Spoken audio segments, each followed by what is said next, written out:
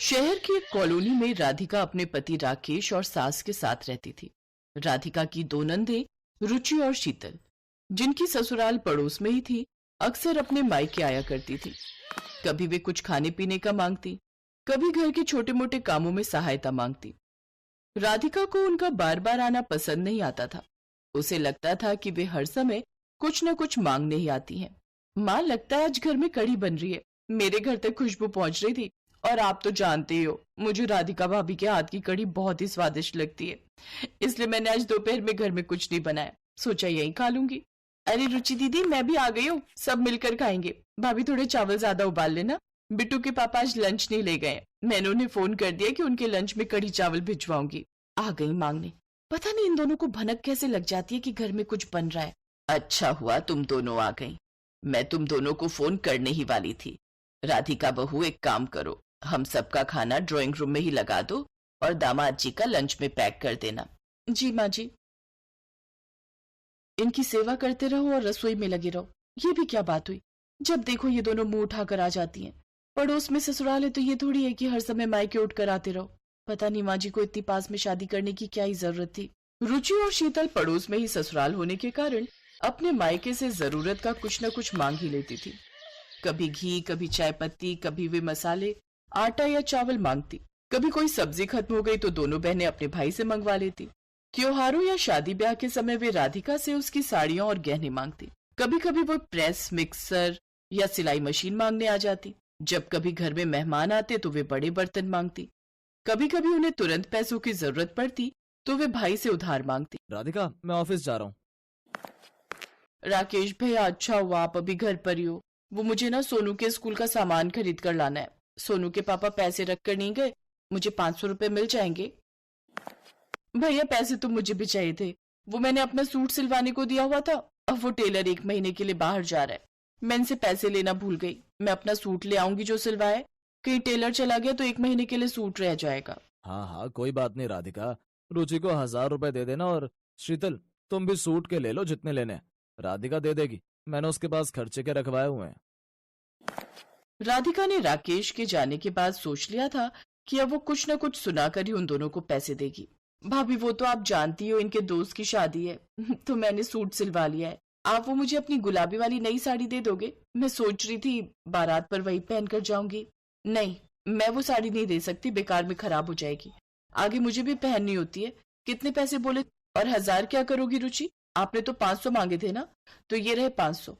इनका क्या है, इनके बस में हो तो तुम दोनों को दे देकर ये और माँ जी अपना घर ही लौटा देंगे। अभी तो मेरे बच्चे नहीं है, अब हम बच्चे का प्लान करेंगे तो आगे हमें भी तो खर्चा बचा कर चलना। हर छोटी से छोटी, बड़ी से बड़ी चीज तुम दोनों मांगने आते ही रहते हो। पड़ोस में ससुराल होने का फायदा उठा रहे हो तुम दोनों। तभी राधिका की सास आ जाती है। अरे भाई, क्या बातें हो रही हैं भाभी नंदों के बीच में? कुछ नहीं माँ, भाभी अपनी साड़ी दिखा रही थी। अच्छा माँ, मैंने ना गैस पर दाल चढ़ाई हुई थी, मैं चलती हूँ, फिर आऊंगी। हाँ, मुझे भी सोनू को स्कूल से लेने जाना है, मैं भी चलती हूँ। रुचि और शीतल दोनों चुपचाप चली जाती हैं। उस दिन के बाद रुचि और शीतल ने घर आना कम कर दिया। शायद उनको अपनी भाभी राधिका की बातें दिल पर लग गई थी। कुछ दिनों बाद रुचि और शीतल को पता चला कि उनकी भाभी राधिका प्रेग्नेंट है, तो उन दोनों को बहुत खुशी हुई, पर वो घर जाने में झिझक रही थी।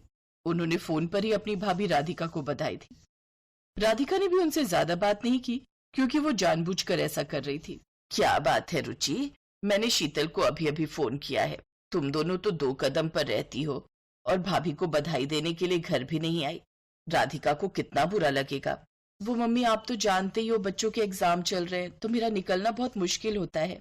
शीतल भी यही बोल रही है कि उसके पास भी टाइम नहीं है। बताओ तो, साथ वाली गली में तुम दोनों का घर है और दोनों ने बिल्कुल ही आना बंद कर दिया है। ये कोई बात तो नहीं हुई। बेटा, कहीं तुम मुझसे कुछ छुपा तो नहीं रही हो? नहीं नहीं माँ, ऐसी कोई बात नहीं है। मैं जल्दी आऊंगी और शीतल को भी बोल देती हूँ, वो भी आपसे मिलने आएगी। अपनी माँ के बार बार कहने पर रुचि और शीतल 1-2 बार मिलने आ गई, पर उनका मन बहुत खट्टा हो चुका था, इसलिए वो दोनों बहुत कम आना जाना रख रही थी। समय बीता, राधिका को 9वां महीना लग चुका था। उसकी डिलीवरी का टाइम आ रहा था, पर एक दिन अचानक राकेश को काम के सिलसिले में शहर से बाहर जाना पड़ा। उसी दौरान राधिका को कामकाज में बहुत दिक्कत हो रही थी। उस समय उसकी सास ने रुचि और शीतल को बुलाया। दोनों नंदे फौरन आ गई और घर का सारा काम संभाल लिया। वे बारी बारी से राधिका की देखभाल करती, उसकी तबीयत का ख्याल रखती। रुचि ने राधिका के लिए खाना बनाया और शीतल ने घर के बाकी काम निपटाए। अगले कुछ दिनों तक, जब तक राधिका की डिलीवरी नहीं हुई थी, तब तक उसकी दोनों नंदे अपने मायके में ही रहीं और उसकी देखभाल करती रही। राधिका ने एक बहुत ही प्यारी सी बेटी को जन्म दिया। रुचि और शीतल बहुत खुश थी क्योंकि वो बुआ बन गई थी।